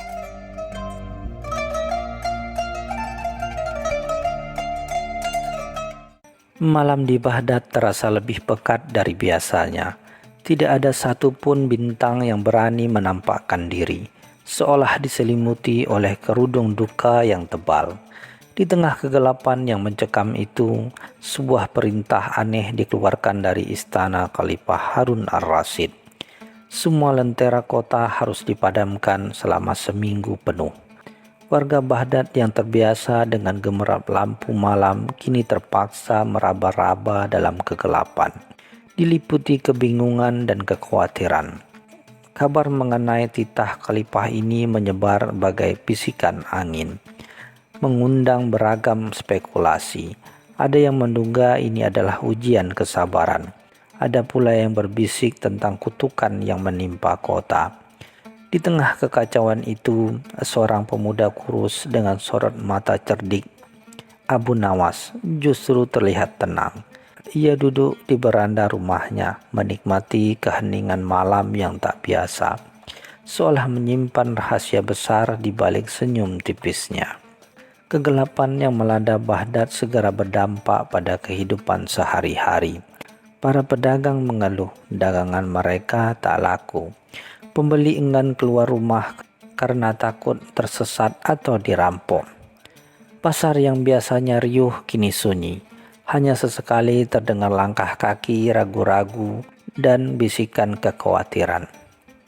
Kehidupan seolah berhenti oleh kegelapan yang tak berujung. Seorang pedagang rempah bakar dengan wajah lesu menghampiri Abu Nawas. Abu Nawas, akal sehat khalifah sepertinya telah hilang. Bagaimana mungkin kota sebesar ini hidup tanpa cahaya? Kita semua akan mati kelaparan, keluhnya seraya menggelengkan kepala. Abu Nawas hanya tersenyum simpul, menyeduh secangkir teh min hangat, seolah kegelapan tak sedikit pun mengusik ketenangannya. Kekacauan di kota akhirnya sampai ke telinga Khalifah Harun ar-Rasyid. Ia tahu bahwa keputusannya telah menimbulkan keresahan, namun ia memiliki alasan tersendiri untuk menenangkan rakyatnya dan menguji kecerdasan para cendekiawan. Khalifah mengutus pengawal ke seluruh penjuru Baghdad, mengundang siapa saja yang merasa mampu memberikan solusi atas masalah kegelapan ini. Undangan itu juga sampai ke gubuk sederhana Abu Nawas. Dengan sikap santai, ia menerima surat undangan dari pengawal istana. Katakan pada Khalifah, hamba akan datang, ucap Abu Nawas tanpa sedikit pun keraguan. Seolah ia sudah menantikan momen ini sejak lama. Senyum tipisnya semakin lebar, seolah ia telah menemukan kunci untuk membuka misteri malam tak berbintang ini. Balairung istana tampak megah meski hanya diterangi oleh obor-obor redup. Para ulama, cendekiawan, dan para pembesar kota berkumpul. Wajah mereka tegang dan cemas. Mereka telah mencoba berbagai cara untuk meyakinkan Khalifah agar membatalkan titahnya. Namun semua sia-sia. Khalifah Harun ar-Rasyid duduk di singgasananya mengamati satu persatu wajah yang dipenuhi keresahan. Tiba-tiba seseorang tubuh kurus melangkah masuk, memecah keheningan. Dengan langkah ringan dan senyum yang tak pernah lekang di bibirnya, Abu Nawas menghadap Khalifah. Para hadirin saling berbisik, heran melihat keberanian pemuda yang sering dianggap nyeleneh ini. Khalifah sendiri menatap Abu Nawas dengan tatapan menyelidik, penasaran akan apa yang akan diucapkannya. Abu Nawas, apakah kau datang untuk mengeluh seperti yang lain? tanya Khalifah dengan nada dingin. Abu Nawas membungkuk hormat, lalu dengan suara tenang menjawab, "Ampun Tuan Khalifah, hamba datang bukan untuk mengeluh, melainkan untuk menawarkan solusi. Namun sebelum itu, izinkan hamba mengajukan sebuah pertanyaan." Para hadirin terkejut, berani-beraninya Abu Nawas mengajukan syarat kepada Khalifah. Khalifah menyeringai, "Silakan Abu Nawas. Aku ingin tahu seberapa cerdas dirimu." Abu Nawas kemudian berkata, "Tuanku, kita berada di kegelapan yang sama. Namun mengapa hati sebagian dari kita terasa lebih gelap daripada yang lain? Bukankah terang dan gelap adalah dua sisi dari koin yang sama?" Pertanyaan Abu Nawas membuat para ulama saling pandang, mencoba mencerna maksud di balik ucapannya. Khalifah Harun ar-Rasyid terkesima mendengar pertanyaan Abu Nawas yang tak terduga. Ia melihat kilatan kecerdasan di mata pemuda itu. "Baik Abu Nawas," ujar Khalifah.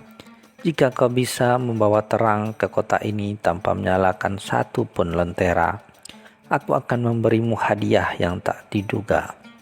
Namun jika kau gagal, kau akan dihukum cambuk 100 kali." Tanpa ragu Abu Nawas menerima tantangan itu. "Hamba terima taruhan ini tuanku Khalifah. Beri hamba waktu 3 hari. Di penghujung hari ketiga, seluruh Baghdad akan bersinar, bukan karena lentera, melainkan karena sesuatu yang jauh lebih berharga." Para hadirin menganggap Abu Nawas gila, namun Khalifah justru menatapnya dengan pandangan penuh harapan. Setelah kembali dari istana, Abu Nawas tidak langsung melakukan hal-hal aneh seperti biasanya. Ia justru meminta bantu kepada pengawal istana untuk menyebarkan sebuah pengumuman ke seluruh penjuru Baghdad. Pengumuman itu berisi ajakan sederhana. Setiap warga diminta untuk menuliskan satu hal baik yang telah mereka lakukan atau saksikan dalam kegelapan ini. Awalnya warga merasa aneh dengan permintaan Abu Nawas. Apa hubungannya hal baik dengan kegelapan? Namun karena rasa ingin tahu dan kepercayaan kepada kejenakan Abu Nawas, mereka pun menuliskan kisah-kisah kecil.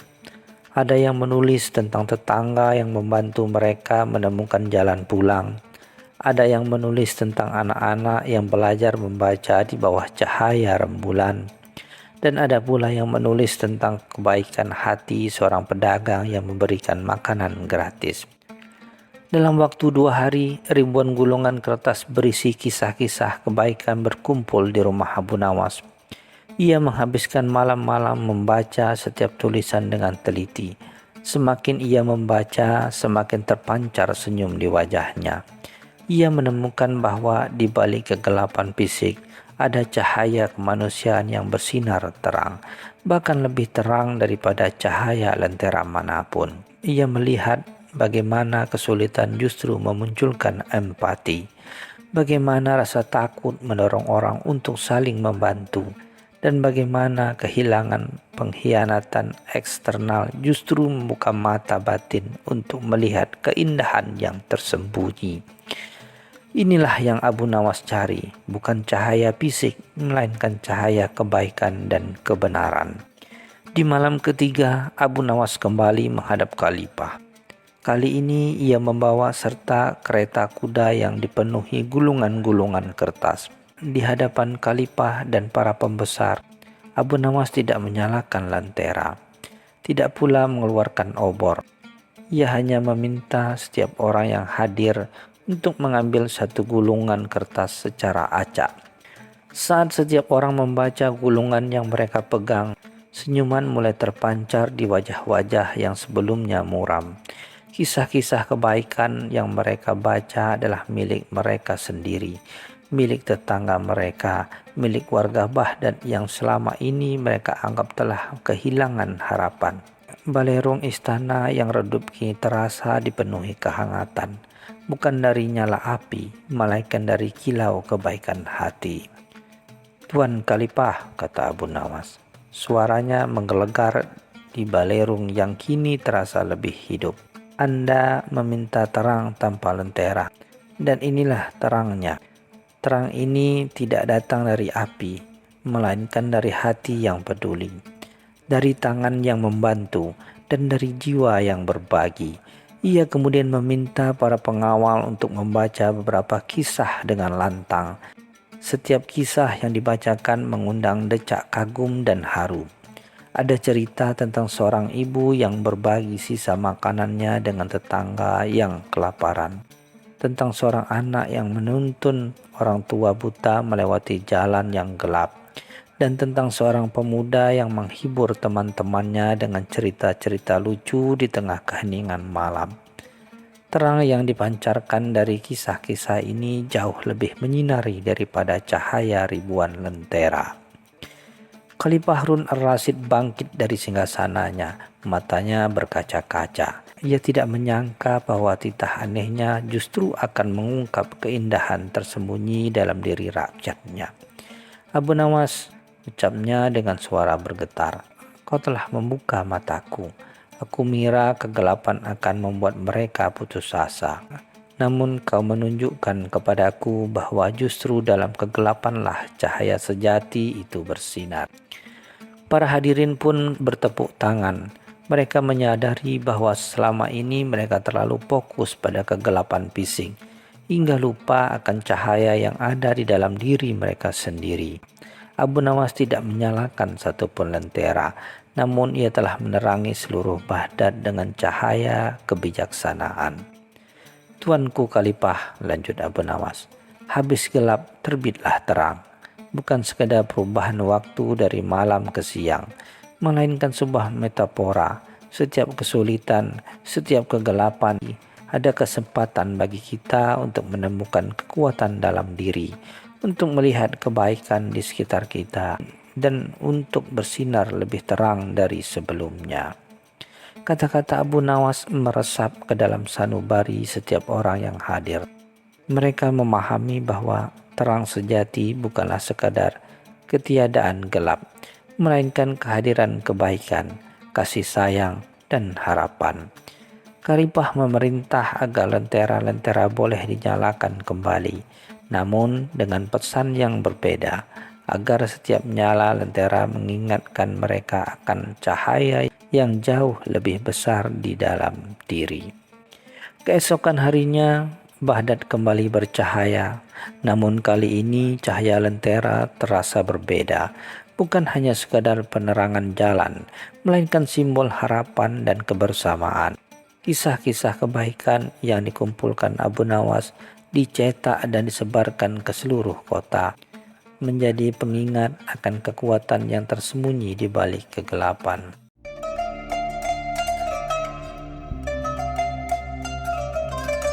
Cerita selanjutnya.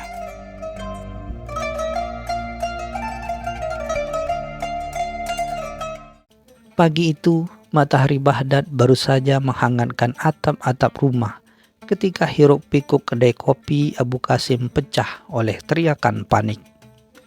Asap mengepul dari sumur. Seorang pedagang kurma menunjuk ke arah sumur tua yang terletak di tengah pasar, tempat biasanya warga mengambil air untuk kebutuhan sehari-hari. Aroma aneh seperti gosong bercampur rempah mulai menyebar, membuat para pelanggan mengipasi hidung mereka dengan sapu tangan. Kabar asap dari sumur segera menyebar bagai api di atas jerami kering. Kerumunan warga berkumpul, saling berbisik dan berspekulasi. Beberapa orang tua mencoba mengintip ke dalam sumur, sementara yang lain sibuk memanggil pemadam kebakaran kota yang sebenarnya hanyalah sekelompok pemuda berotot dengan ember-ember air. Ketegangan memuncak karena sumur itu adalah sumber air utama bagi banyak keluarga di sekitar pasar. Tak lama kemudian, sebuah suara lantang memecah keriuhan. "Minggir, minggir, kalian orang-orang bodoh!" Abu Jahil, seorang saudagar kaya dan angkuh yang selalu merasa paling pintar, menerobos kerumunan dengan jubah sutra mengkilapnya. Ia melambaikan tongkatnya dengan pongah, menganggap remeh kepanikan warga. "Ini jelas sekali," serunya, menunjuk ke arah sumur. "Ada asap, pasti ada api. Sumur ini pasti terbakar." Abu Jahil segera memerintahkan anak buahnya untuk mengambil lebih banyak air. Ia bahkan menyuruh mereka mengosongkan persediaan air minum dari toko-toko yang terdekat. Ini adalah tugas mulia yang hanya bisa dipimpin oleh orang berakal seperti saya. Warga yang bingung dan takut hanya bisa menurut, sibuk menuruni tangga sumur untuk mencoba melihat sumber air. Di tengah kekacauan itu, Abu Nawas muncul dengan langkah tenang, ditemani keledainya yang setia. Ia tak terburu-buru seperti yang lain, melainkan memperhatikan setiap detail dengan mata berbinar penuh rasa ingin tahu. Abu Nawas mengamati asap yang mengepul, bau yang aneh, dan kepanikan yang berlebihan. Ia tahu bahwa terkadang yang terlihat mata belum tentu kebenaran yang sesungguhnya. Ia mendekati sumur, menyeringai melihat Abu Jahil yang sibuk berteriak dan mengatur orang-orang seperti seorang panglima perang. Abu Nawas mendekatkan hidungnya ke bibir sumur, menghirup aroma aneh itu dalam-dalam. Ada sesuatu yang tidak cocok. Bau itu bukan bau kayu terbakar atau minyak yang menyala. Ia lalu menyusun teka-teki di dalam benaknya. Sebuah ide cemerlang perlahan terbentuk. Abu Nawas melangkah maju, memotong teriakan Abu Jahil. "Wahai Tuan Abu Jahil yang bijaksana." Sapaan dengan suara tenang namun penuh makna. "Saya rasa ada yang keliru dengan kesimpulan Anda." Abu Jahil terdiam, menatap Abu Nawas dengan tatapan meremehkan. "Apa katamu, si tukang lelucon? Kau ingin mengatakan bahwa aku salah? Asap adalah bukti mutlak adanya api." "Jika memang ada api, Tuan," balas Abu Nawas sambil tersenyum tipis, "mengapa tidak ada panas? Mengapa tidak ada bara? Dan mengapa bau ini lebih mirip bau kambing yang baru dicukur?" Kerumunan mulai berbisik, menyadari keanehan yang diungkap Abu Nawas. Abu Jahil yang terkejut dengan pertanyaan itu gugup mencari jawaban. Tanpa menunggu jawaban Abu Jahil, Abu Nawas meminta beberapa pemuda untuk menuruni sumur dengan hati-hati. Ia menginstruksikan mereka untuk tidak membawa air, melainkan mencari tahu sumber asap tersebut. Abu Jahil mencemooh, "Dasar bodoh. Kau menyuruh mereka mendekati api tanpa air. Kau ingin membakar mereka hidup-hidup." Namun warga mulai percaya pada Abu Nawas. Berapa saat kemudian terdengar teriakan dari dalam sumur. "Abu Nawas, Abu Nawas, kami menemukan sesuatu. Ini bukan api." Dengan susah payah para pemuda mengangkat sebuah karung goni besar yang basah dan mengeluarkan bau yang sangat menyengat. Ketika karung itu terbuka, terlihatlah gundukan besar, kotoran kambing basah yang baru saja dicukur dan dibuang sembarangan ke dalam sumur. Seluruh pasar terdiam. Bau busuk kotoran kambing langsung menyeruak, jauh lebih menyengat daripada asap sebelumnya. Wajah Abu Jahil memerah padam, antara marah dan malu. Ia mencoba menutupi hidungnya, tetapi baunya terlalu kuat. "Apa ini? Ini bukan api. Ini menjijikkan," pikirnya, kehilangan semua wibawanya. Abu Nawas tersenyum lebar. "Benar sekali, Tuan Abu Jahil. Ini bukan api, ini adalah kotoran kambing. Seorang pasti membuang limbah ini ke dalam sumur, dan karena reaksi kimia tertentu dengan air, hasilkan asap dan bau aneh ini. Terkadang, Tuan, ada asap tanpa api. Dan terkadang yang terlihat jelas belum tentu kebenaran yang sesungguhnya." Kerumunan warga meledak dalam tawa, menertawakan kebodohan Abu Jahil yang baru saja dipertontonkan. Wajah Abu Jahil benar-benar merah padam.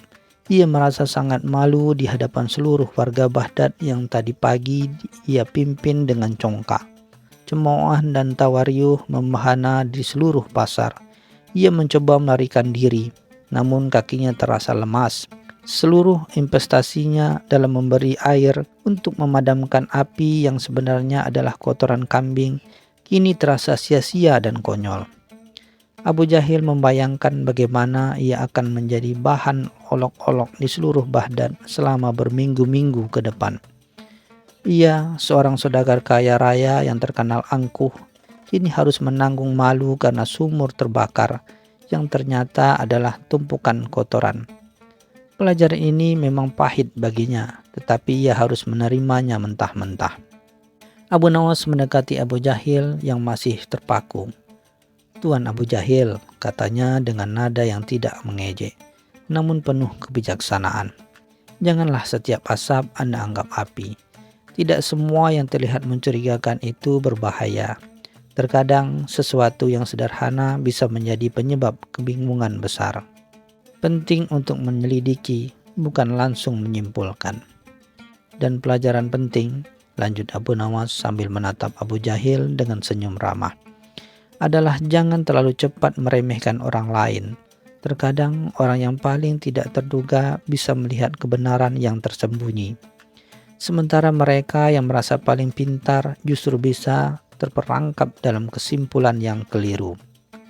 Kata-kata Abu Nawas itu meskipun halus menusuk tepat ke ulu hati Abu Jahil.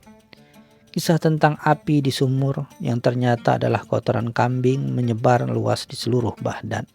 Kisah itu menjadi pengingat bagi banyak orang bahwa tidak semua yang terlihat aneh itu berbahaya, dan tidak semua yang sombong itu benar.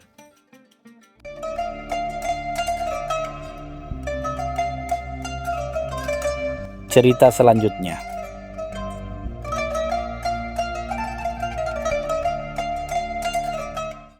Di tengah hiruk pikuk pasar Baghdad yang selalu ramai, desas-desus tentang titah Khalifah Harun ar-Rasyid mulai menyebar bak api di padang ilalang kering.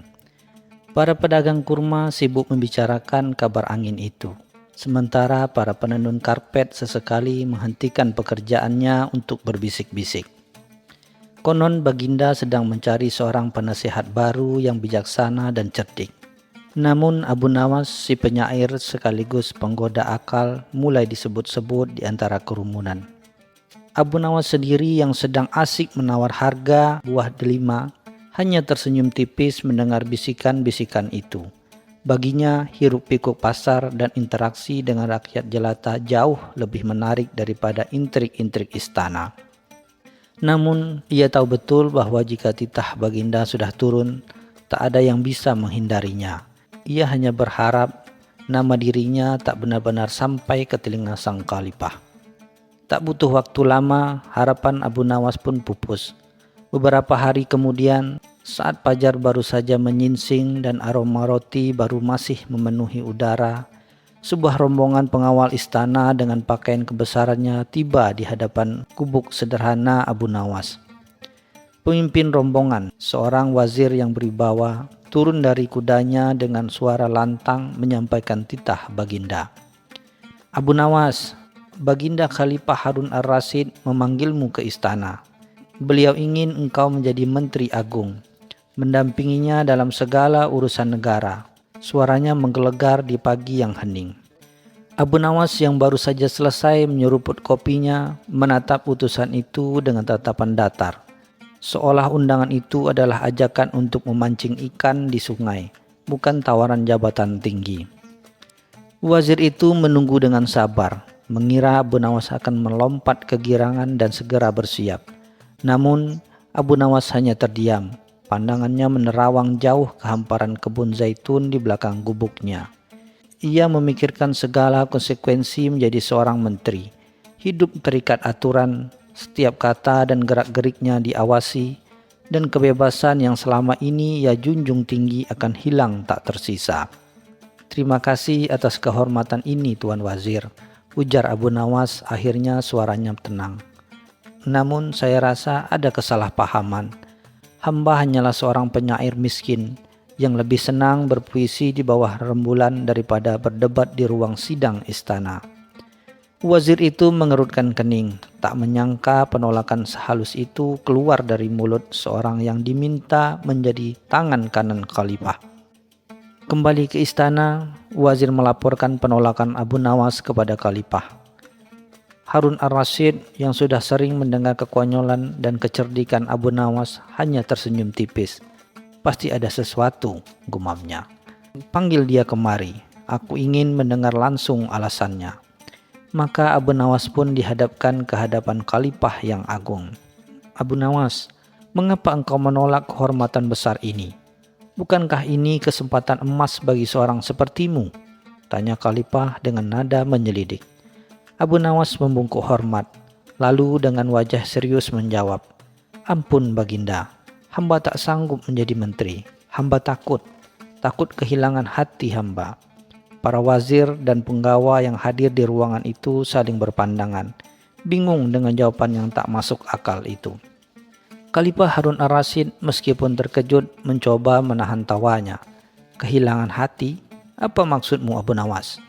Apakah engkau khawatir akan diserang penyakit aneh di istana?" Abu Nawas menggelengkan kepala. "Bukan Baginda. Hati hamba ini terlalu lembut, terlalu perasa. Jika hamba menjadi menteri, hamba harus membuat keputusan-keputusan sulit. Mungkin bahkan harus menghukum orang. Bagaimana mungkin hati hamba yang lembut ini tega melihat penderitaan orang lain? Bagaimana mungkin hamba bisa tidur nyenyak jika setiap hari harus mengambil keputusan yang mungkin menyakiti rakyat Baginda? Tidak Baginda, hamba lebih suka hati hamba tetap utuh dan lapang, agar bisa merasakan suka dan duka rakyat, bukan menjadi alat kekuasaan." Abu Nawas mengakhiri penjelasannya dengan hela napas dramatis. Khalifah Harun ar-Rasyid menatap Abu Nawas lekat-lekat, mencoba membaca ekspresi di wajah cerdik itu. Ia tahu Abu Nawas sedang bermain-main, namun ada sedikit kebenaran di balik alasan konyolnya. Abu Nawas memang dikenal sebagai sosok yang peka terhadap penderitaan rakyat jelata, dan mungkin saja ia memang tidak cocok dengan intrik politik dan kekuasaan. Namun Harun ar-Rasyid juga tidak ingin menyerah begitu saja. Ia tahu Abu Nawas memiliki kecerdasan yang luar biasa, yang sangat dibutuhkan oleh kerajaannya. "Jadi engkau lebih milih hidup miskin dan bebas daripada hidup makmur namun terbelenggu?" tanya Khalifah mencoba memancing reaksi lebih lanjut. Abu Nawas mengangguk mantap. "Hamba rela lapar asalkan hati hamba tenang Baginda." Melihat keteguhan hati Abu Nawas, Khalifah Harun ar-Rasyid akhirnya menyerah. Namun bukan berarti ia melepaskan Abu Nawas begitu saja. "Baiklah Abu Nawas," kata Khalifah dengan nada geli.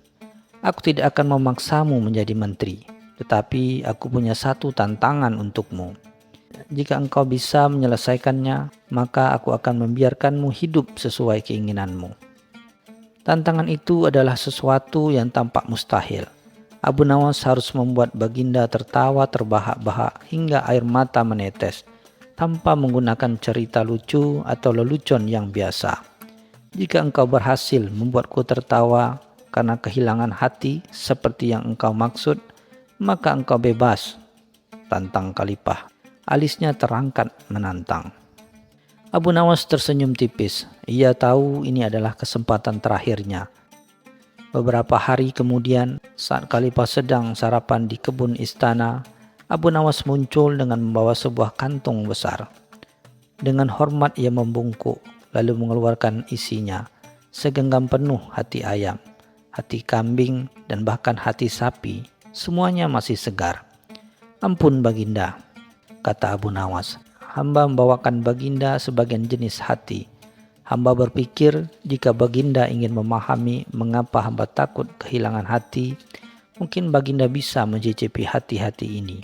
Siapa tahu, dengan mencicipi berbagai hati ini, Baginda bisa merasakan beban yang harus hamba pikul jika menjadi menteri." Abu Nawas menyodorkan salah satu hati kambing yang masih bergetar. Melihat tumpukan hati yang menjijikkan di hadapannya dan mendengar penjelasan konyol Abu Nawas, Khalifah Harun ar-Rasyid seketika meledak dalam tawa. Bukan tawa pelan, melainkan tawa terbahak-bahak yang mengguncang tubuhnya, sehingga air mata benar-benar membasahi pipinya. Para penggawa dan wazir yang melihat pemandangan itu ikut tertawa geli, tak percaya dengan tingkah laku Abu Nawas yang selalu di luar dugaan. "Cukup Abu Nawas, cukup," kata Khalifah di sela tawanya yang tak henti. "Engkau benar-benar gila.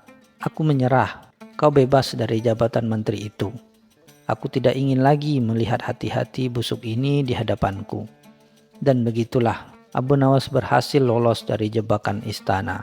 menjaga hatinya tetap lapang dan kembali ke kehidupannya yang sederhana, ditemani tawa yang tak pernah sirna.